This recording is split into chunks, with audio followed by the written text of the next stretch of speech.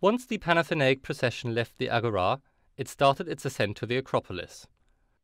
Today access is via a slowly rising, winding path, but in classical times there would have been a broad ramp leading up to the Acropolis gate, the angle of which can still be made out.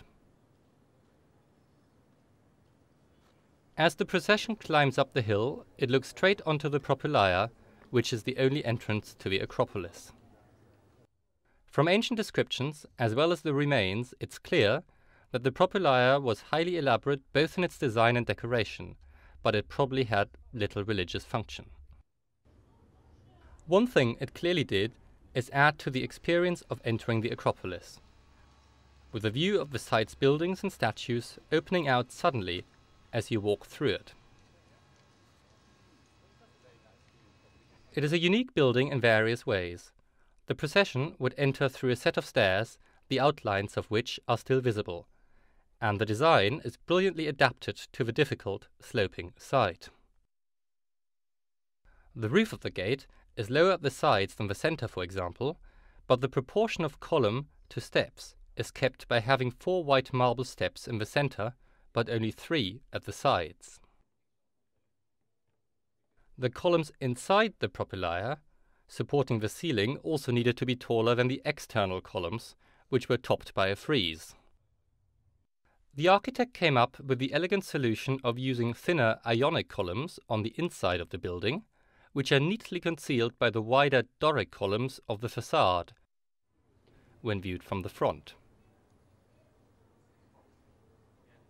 For reasons that we can only speculate about, the building seems to have been left unfinished, as can be seen most clearly from the so-called lifting bosses.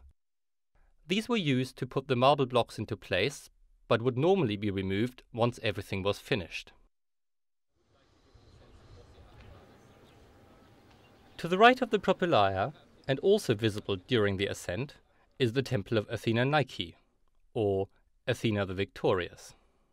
Unfortunately, the entire temple had been taken down for preservation reasons while we were making this film, a reminder of the sheer scale of the ongoing restoration works on the Acropolis.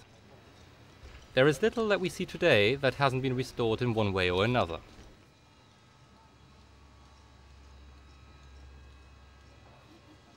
Once the people in the procession had cleared the Propylaea, they would have the entire Acropolis in their view, looking roughly west to east. Straight ahead was the enormous bronze statue of Athena Promachos, or Athena who fights for the Athenians. Ancient authors tell us that the statue would have been visible from the sea, but now only parts of its base are left, and we rely on later surviving statues to get a sense of what it looked like. Behind the statue, to the left, was the site of the temple of Athena Paulius. This temple was partly destroyed during the Persian Wars and then later rebuilt, and was in use throughout most, if not all, of the 5th century. It housed the most sacred image of Athena, the ancient olive wood statue which, according to legend, had fallen from the sky.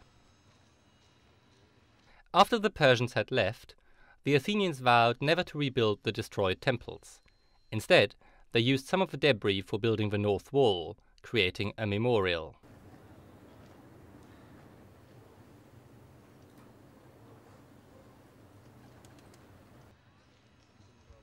Next to the Athena Paulius temple, almost perched on the edge of the Acropolis, is the Erechtheion, another unusual building. It is perhaps the most graceful of the Acropolis temples, since it is designed in the Ionic style.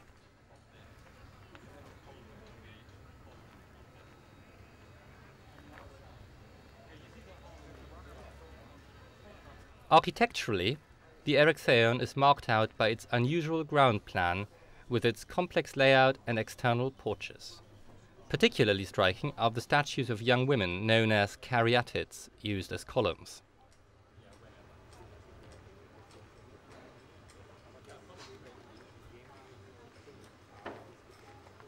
The name Erechtheion refers to Erechtheus, one of the mythical kings of early Athens and closely associated with the god Poseidon. But the precise function of the building is unclear, Apart from Erechtheus and Poseidon, Athena too, and perhaps even Zeus, may have been worshipped here.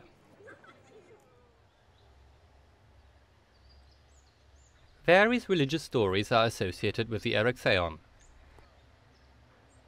An olive tree on the west side, facing the Propylaea, was thought to be the first ever olive tree, planted by Athena as a gift to her city.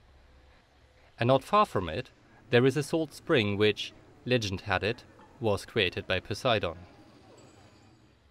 The same legend also explains the hole in the roof and the floor in the southeast porch of the building.